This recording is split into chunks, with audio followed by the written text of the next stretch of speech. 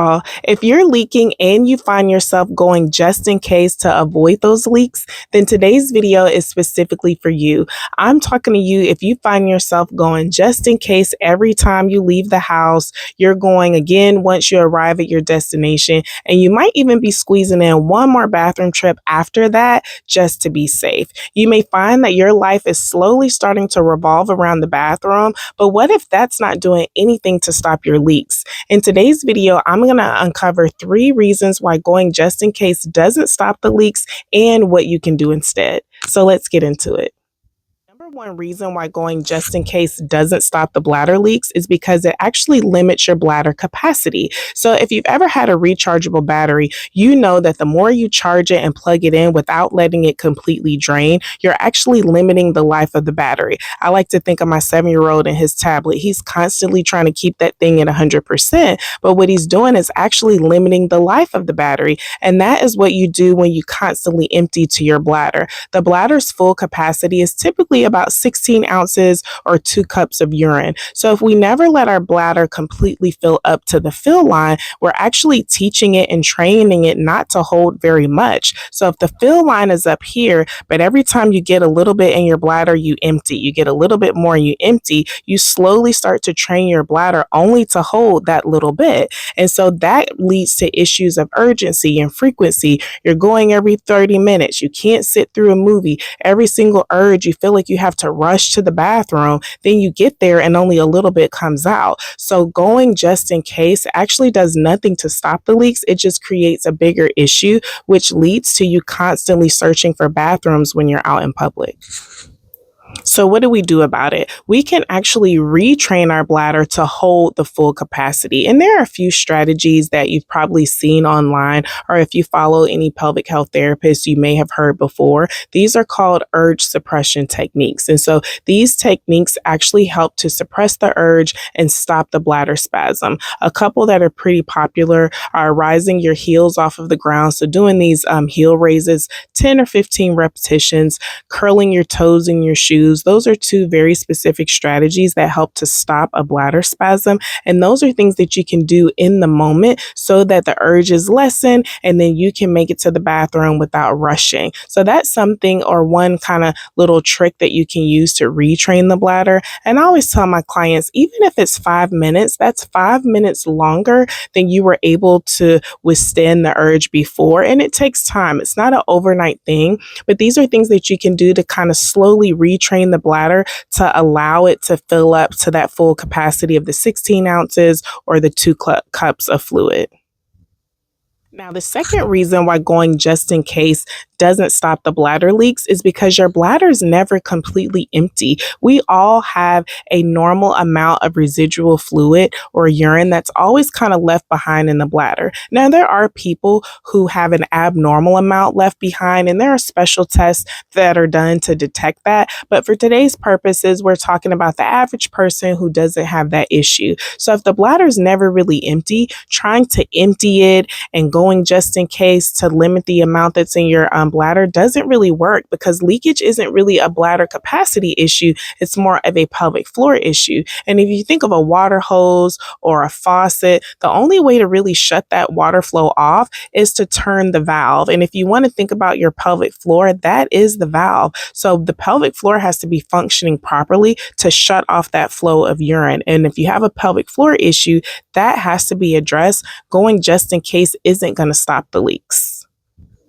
So once we understand that going just in case doesn't stop the leaks, then we can begin to address whatever the pelvic floor issue is. So bladder leaks can be a result of many different factors. So some people have just true basic pelvic floor weakness. Some people have pelvic floor tension that can contribute to leaks. Some have a combination of both. Some people have a coordination issue. All of those things need to be addressed. And when we're talking about the pelvic floor, it's not just those muscles. We need to look at the entire body? Is there tightness in your back, in your hips? Are you dealing with some neck and jaw tension? Those are all things that actually contribute to leakage and pelvic floor problems. So we want to make sure we're getting to the root cause of your leakage and not getting into some of these bad habits of like the going just in case, restricting fluids. There's several things, several habits that people think are helping them that are actually hurting them. And I also have another YouTube video about that I call it the 6 common mistakes or the 6 biggest mistakes people are making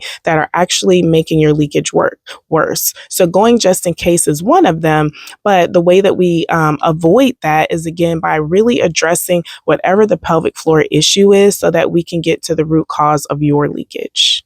The other thing about going just in case is that it actually really disrupts the connection and the conversation between the brain and the bladder. So your brain and your bladder should be kind of talking to each other so that that signal is what you get when you get the urge to pee. That should be kind of the driver of the bus. But when we hop in that front seat and start to override that signal, that connection, that pathway, that's when we start to develop more issues. And so we want our bladder to tell us when to pee. We want that fill line or we want the fluid to get all the way up to the fill line. We get the connection or the conversation between the brain and the bladder. We get the urge and then we go pee. When we don't allow that, again, we are limiting the capacity. We're going too often. Now you're not able to sit through a movie. You're not able to enjoy some of the just common daily things, maybe sitting on the couch and enjoying a TV show or enjoying a game, out with your kids. Those are things that we start to miss out on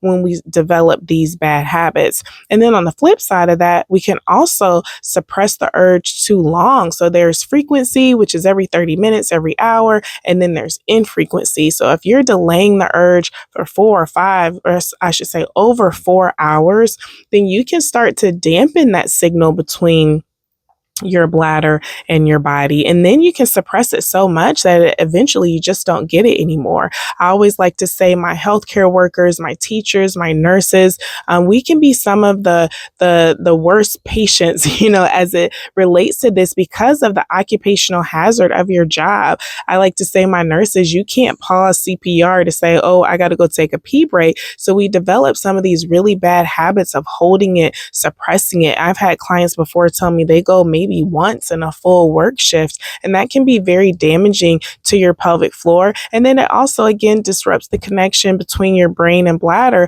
which can lead to leakage and other bladder issues later in life. And so when I say later in life, I like to point out that leakage is not just a later in life issue. It can happen at any age, but there are correlations between habits that we perform on our job that kind of slowly catch up to us later in life. So I want you to take away that going too frequently is considered a problem, as well as not going frequent enough. So we really want to be between the 2 to 4 hour intervals as it relates to emptying, and we want our bladder to be giving us the signal when to go. We don't want to be kind of jumping the gun and going just in case. The third and final reason why going just in case doesn't stop bladder leaks is because it actually reinforces the fear and anxiety that keeps you in the bathroom. So I want you to begin to see this like somewhat vicious cycle. So you're going just in case to avoid the leaks. That creates fear and anxiety around not being able to go to the bathroom. That activates your nervous system, which in response to that causes a bladder spasm. Now you get this super strong urge to pee that may not really be true. And then your bladder starts to spasm, which causes leaks before you can even get to the bathroom. It's almost like a faulty alarm system. If your alarm system is so sensitive that it goes off every time the wind blows, how are you going to know when there's like a true danger or a true intruder trying to get into your house? And your bladder is the same way. If you empty all the time, how is your bladder going to know like that it's truly coming up to the fill line to give you that true urge? So again, we don't want fear and anxiety to be the driver. We don't want a faulty system giving us these spasms and these urges, which leads to more leaks. We want to allow our body to tell us when it's time to pee. So now every time that you go to avoid leaking, you actually reinforce the idea that your bladder can only hold a small amount. And so this is where that bathroom anxiety starts to begin. It's like now you won't go anywhere unless you know where all the bathrooms are, or if you do go out, you're kind of like scoping the scene trying to figure out where the nearest bathroom is. And so for my clients that have had this challenge, like your world starts to become quite small and a little isolated. You're limiting social interactions. Some people will not go out of the house if they don't know where the bathrooms are. And so instead of trusting your body, you really create this disconnect of like, if I can't control it, I'm not going. And again, it starts to limit your social interactions and really how you enjoy life. So here's what you can do instead. And this is where positive self-talk really comes into play. This is a big one for me. And I love to teach this to my clients because how we talk to ourselves really does matter. I like to say, talk nice to your body. If you tell yourself, oh my God, I'm going to pee on myself, I'm never going to make it, chances are you aren't going to make it and you're going to experience leakage. So let's turn that around and say, I am in control. I trust my body. Like these are phrases and words that you can use that really rebuild that connection. It's just like a relationship. The only way that you can have a positive relationship is how you talk to the other person or even yourself. So if you want to kind of retrain the bladder and establish a better working system, part of it is how you talk to yourself. And there's also a few questions that I believe you can start to ask yourself. You know, when did I last go to the restroom? If you went at 9 and it's now 9:30 and you know you didn't consume a lot of irritants, you've had a few sips of water, that's where the positive self-talk comes in. Some of those urge suppression strategies can be done to buy you some time. And again, even if it's only 5 minutes, that's 5 minutes longer than you lasted before. And so on the flip side of that, if you just had a cup of coffee or a soda or a tea, and then 30 or 40 minutes later, you get this super strong urge, that's probably an appropriate urge because the impact of those type of drinks on your bladder is to make the bladder release that fluid. Those are irritants. And so if you've just consumed some irritants and have these super strong urges, that's not the time to hold it. That's the time to listen to your body and make your way to the bathroom. And so we want to ask ourselves, you know, what did I drink last? When was my last bathroom trip? Do I really need to go? Can I try a strategy or two here to see if I can delay, 5 minutes or so that we can start to increase the time between voids back to that 2 to 4 hour mark.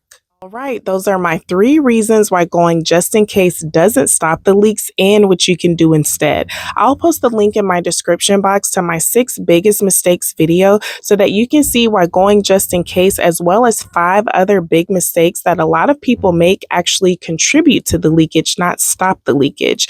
As always, I hope this resonates with you. Don't forget to like and subscribe to my channel so that you don't miss any future videos. And if you'd like to connect with me one-on-one, that link is also in my description box. Thanks again. I'll see you next time. Bye.